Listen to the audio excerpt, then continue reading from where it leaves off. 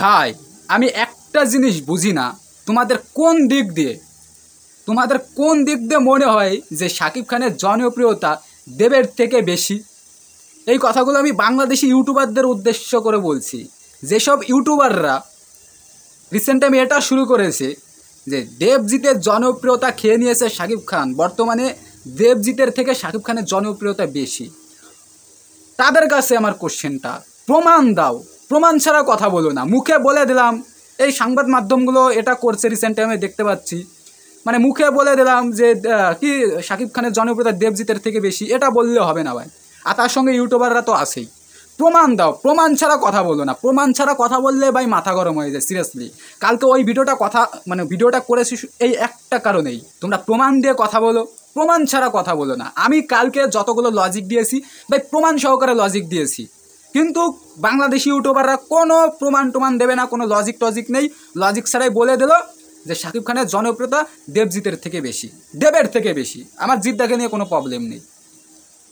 কেন? কিভাবে মনে হয় শাকিব খানের জনপ্রিয়তা দেবের থেকে বেশি?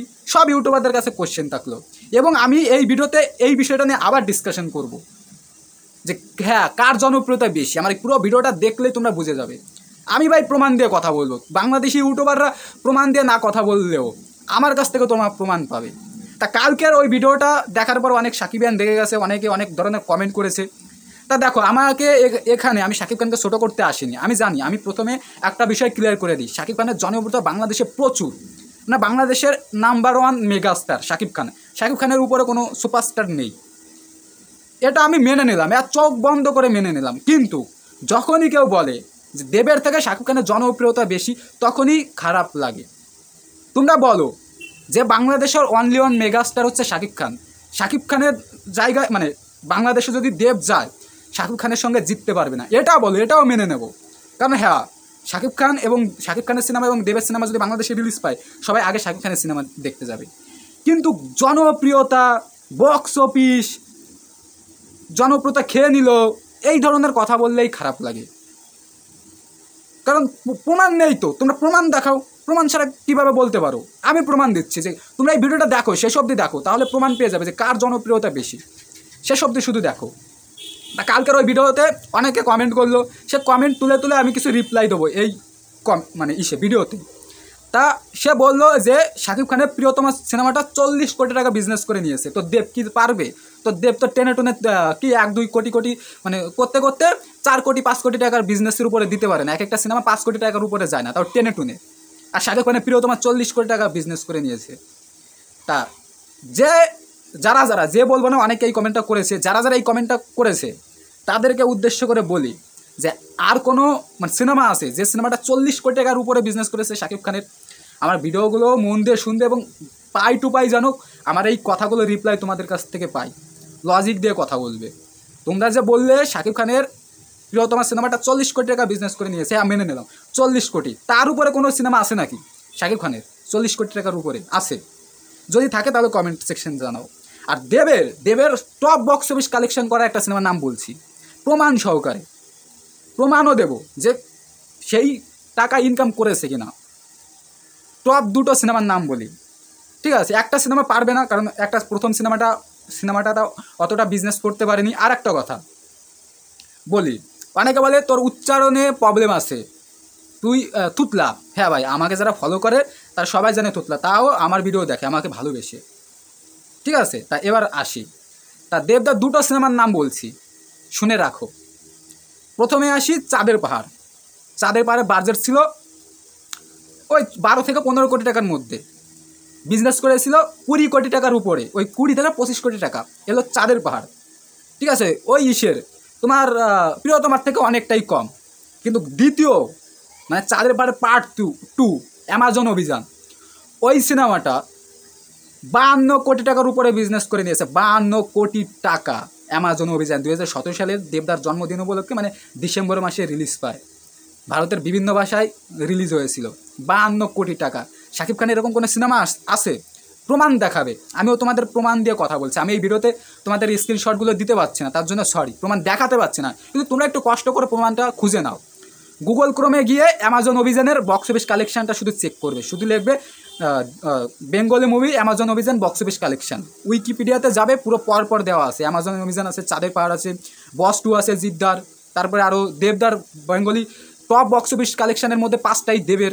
তা শাকিব খানের এরকম কোনো সিনেমা আছে যে সিনেমাটা ওই 50 কোটি টাকার উপরে বিজনেস করে নিয়েছে? তাই বক্স অফিস কালেকশন দিয়ে দেবের সঙ্গে ভাই লড়তে এসো না, সিরিয়াসলি। আর কমেন্ট সেকশনে যদি প্রমাণ থাকে শাকিব খানের এই সিনেমাটা 50 কোটি টাকার উপরে বিজনেস করে নিয়েছে, তাহলে দ্বিতীয়তে আমি এই নিয়ে আর কথা বলবো না। আমি মেনে নেব যে বক্স অফিস কিং, 2 বাংলার বক্স অফিস কিং হচ্ছে শাকিব খান, দেব না। আমি মেনে নেবো, কিন্তু প্রমাণ দিয়ে তোমাদের দেখাতে হবে, প্রমাণ সহকারে দেখাতে হবে। আমার ফেসবুক আইডির নাম হচ্ছে সতু বাছার।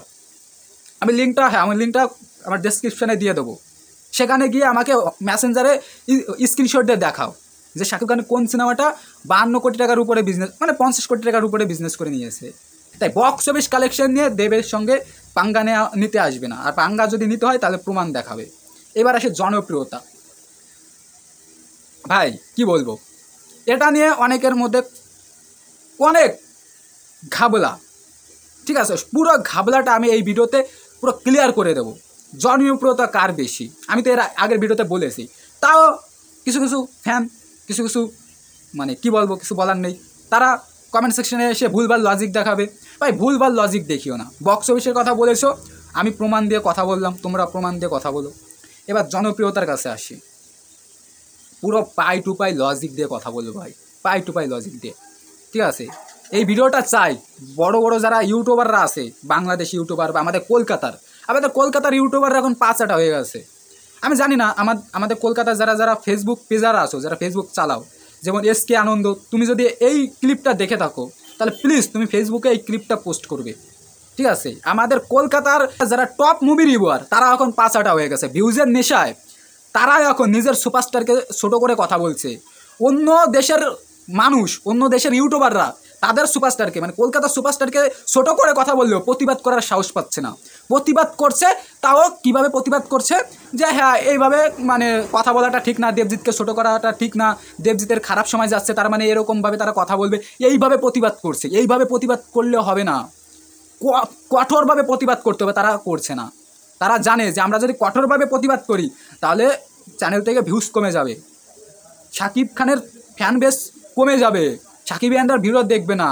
তারা এখন লুকিয়ে পড়েছে, গর্তে ঢুকেছে, টাকার নেশায়, ভিউজের নেশায়। তারা এখন তারা অন্ধ। যাদের জন্য রুটি ভাত জুটছে, ঠিক আছে, যাদের জন্য দেবজিতের জন্য নাম উল্লেখ করে দেন, যে দেবজিতের জন্যই কিন্তু এখন তাদের চ্যানেল দাঁড় করাতে পারছে। গিরগিটি কাকে বলে এদের দেখে চেনা উচিত। আর ওই যে সেই কি বলবো দাদা দিদি, ওনাদের নিয়ে তো কিছু বলার নেই। গিরগিটি কাকে বলে, ঠিক আছে, তাদের কাছ থেকে শিখতে হবে। বেইমানি কাকে বলে, তাদের কাছ থেকে শিখতে হবে। তোমরা যদি বেইমানি শিখতে চাও তাহলে ওই দম্পতির কাছ থেকে তোমরা শিখবে যে বেইমানি কাকে বলে। এই দম্পতি এবং বাংলায় যারা ইউটিউবাররা আছে, তোমরা আমার কথা মিলিয়ে নিও। যখন জিদ্দার কোনো হাইপালা সিনেমা আসবে, ভালো অ্যাকশন সিনেমা আসবে, তখন জিদ্দাকে নিয়ে দিনে ঘন্টায় ভিডিও করবে। দেবদার শুধু খারান সিনেমাটা যখন রিলিজ হবে তার 1 মাস আগে দেখবে যে এই ইউটিউবারগুলো কে শাকিব খান, কে জিদ্দা, চলো খাদান নিয়ে দিনে 20-25টা করে ভিডিও করব। তাদের মাথায় এটা সেট হয়ে যাবে যে ভিউজ আনতে হবে, টাকা ইনকাম করতে হবে। তাই এরা হচ্ছে গিরগিটি, সেটা বড় কথা না। তুমি নিজের সুপারস্টারকে সম্মান দাও আগে, নিজের দেশের সুপারস্টারকে, সেটা তোমরা করবে না। তোমরা ভিউজ দেখবে, তোমরা গিরগিটি, আসল গিরগিটি হচ্ছে এরা। তার আমি কোন টপিকে কথা বলছিলাম আমি নিজেই ভুলে গেছি। তা জনপ্রিয়তা কার বেশি এই বিষয়টা নিয়েই কথা বলছিলাম। তাই এই বিষয়টার মধ্যে থাকি। আমাদের দেশের, আমাদের রাজ্যের ইউটিউবারদের নিয়ে জাস্ট কিছু বলার নেই। আমি পাই টু পাই, ঠিক আছে, লজিক দেব। তা আমি চাই সব ইউটিউবারদের এই ভিডিওটা শেয়ার করে দেবে। তাই এবার লজিকটার কাছে থাকি যে কার জনপ্রিয়তা বেশি। ভাই আমি পাই টু পাই লজিক দেব। যদি আমার লজিককে তোমরা ভুল প্রমাণ করতে পারো তাহলে আমি দ্বিতীয়তে এই বিষয়টা নিয়ে আর ভিডিও করব না। প্রথমত বক্স অফিসের কাছে আসি। অনেকে বক্স অফিস দিয়ে বিচার করে, এই কারণে আমি বক্স অফিস কালেকশানের কাছেই আসি আগে। তা সব থেকে বেশি বক্স অফিস কালেকশন করা সিনেমা কার? দেবের হাতে, অ্যামাজন অভিযান। তা অনেকে আমাকে বলছিল যে দেবের থেকে শাকিব খান বেশি সিনেমা করেছে। তা অনুপাতে যদি হিসাব করি, অনুপাত, দেবদা 40টার মতন সিনেমা করেছে। আমি শাকিব খান কটা সিনেমা করেছে জানি না। শাকিব খানের শেষ 40টা cinema box office collection total যোগ করবে এবং দেবদার 40টা সিনেমার বক্স অফিস কালেকশন টোটাল যোগ করবে। শাকিব খানের শেষ 40টা সিনেমা, প্রথম না, কারণ দেখো শাকিব খানের শেষ 40টা সিনেমার মধ্যে ফ্লপ আছে, হিট সিনেমা আছে। দেবদা তো মোট 40 থেকে 45টা সিনেমা করেছে, তার মধ্যে হিট আছে, ফ্লপ আছে। বিচার করে দেখবে যে কার সিনেমা সব থেকে বেশি বক্স অফিস কালেকশন করেছে। তোমরা গুগলে যাও, যেখানে যাবে সেখানে পুরো বক্স অফিস কালেকশন পেয়ে যাবে, ঠিক আছে? তা যোগ করে দেখো কার বক্স অফিস কালেকশন বেশি। আমার বিশ্বাস যে দেবদার বক্স অফিস কালেকশন টোটালে সব থেকে বেশি, 200-250 কোটি টাকা ছাপিয়ে যাবে। 40টা সিনেমার বক্স অফিস কালেকশন যোগ করলে তারও বেশি চলে যাবে। আমি আন্দাজে বললাম 300 কোটি টাকা সামথিং ছাপিয়ে যাবে দেবদার। আমাদের কলকাতার তো বক্স অফিস কিং, তারপরে বাংলাদেশের বক্স অফিস কিংও আমাদের দেবদা, 2 বাংলার বক্স অফিস কিং। প্রমাণ দেখাও, তোমরা প্রমাণ দিয়ে কথা বলবে, প্রমাণ ছাড়া কথা বলো না। এবার আসি ফ্যান বেজের কাছে, কার ফ্যান বেজ বেশি ভাই? রেডি তো? তা কাউকে যদি, আমাদের কলকাতার কথাই বলছি, অথবা কিছু কিছু বাংলাদেশিদের আমি প্রমাণ দেখাবো যে তারা প্রমাণ দিয়ে বুঝিয়েছে যে হ্যাঁ আমাদের ইমোশনটা কে। আমাদের কলকাতার কারো কাছে যদি গিয়ে তুমি বলো, বা কোনো মেয়ের কাছে গিয়ে যদি বলো যে ভাই, প্রথমে মেয়েদের কাছে আসি, তোর ইমোশন কে, তোর ছোটোবেলাকার ইমোশন কে? কেউ ভাই শাকিব খানের নাম নেবে না, শাকিব খান পরে আসছে। কেউ ভাই শাহরুখ খানের নাম নেবে না, কেউ ভাই ঋত্বিক রোশনের নাম নেবে না, কেউ আমির খানের নাম নেবে না, কেউ ভাই হলিউড কোনো হিরোর নাম নেবে না। বলবে ভাই আমার ছোটোবেলাকার ক্রাশ দেব, ইমোশন দেব। এবং কোনো ছেলের কাছে গিয়ে যদি বলো যে ভাই তোর ছোটোবেলাকার হিরোকে, মানে যারা 9-10 সালের মধ্যে সিনেমা দেখে বড় হয়েছে, তাদের কাছে গিয়ে যদি বলো যে ভাই তোর ছোটোবেলাকার হিরোকে, সে এক চোখ বন্ধ করে দেবে দেবদা আমার চাইল্ডহুড হিরো, ছোটোবেলাকার ইমোশন। প্রমাণ যদি চাও ফেসবুকে গিয়ে দেখো যে মেয়েরা এখনও স্ট্যাটাস দেয় যে দেবদার কোনো একটা ভিডিও বা কোনো ফটো শেয়ার করে উপরে ক্যাপশানে লেখে যে আমার ছোটোবেলাকার ক্রাশ দেব, আমার ছোটোবেলাকার ইমোশন দেব। আমার নিজের বান্ধবীর, আমার প্রতিটা বান্ধবী দেবের ফ্যান। দেবদা ওদের ইমোশন, ওদের ক্রাশ। কই ঋত্বিক রোশনের নাম লিখে তো কেউ ক্রাশ লেখে না, একটা দেখাও।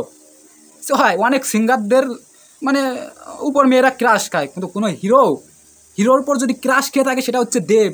কেউ ঋত্বিক রোশনকে ক্রাশ বলে না। ঋত্বিক রোশনের বডি মেয়েদের পছন্দ হয়, কিন্তু ক্রাশ কেউ লেখে না যে ঋত্বিক রোশন আমার ক্রাশ।